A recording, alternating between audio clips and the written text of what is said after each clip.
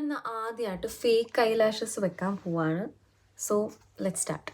എനിക്കാണെങ്കിൽ അങ്ങനെ അധികം ഹെയർ ഗ്രോത്ത് എന്ന് പറയാൻ അങ്ങനെ ഇല്ല, പക്ഷേ അനാവശ്യമായിട്ട് ചിലയിടത്തുണ്ട്. അതായത് ഇത് കണ്ടോ, നെറ്റിയിലൊക്കെ ഇത് കണ്ടോ, ഇവിടെയൊക്കെ അനാവശ്യമായിട്ട് കൃതാവ് പോലെ വരിക.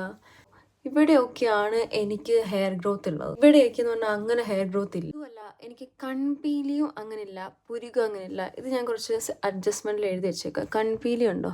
അപ്പോൾ ഞാൻ ഇതിൽ നിന്ന് മീഡിയം സൈസിലുള്ളതാണ് എടുക്കുന്നത്. അയ്യോ, ഗ്ലൂ തേച്ചില്ല. ഇത് മറ്റുള്ള ചോപ്സ്റ്റിക്ക് പിടിക്കുന്ന പോലെ ഉണ്ട്.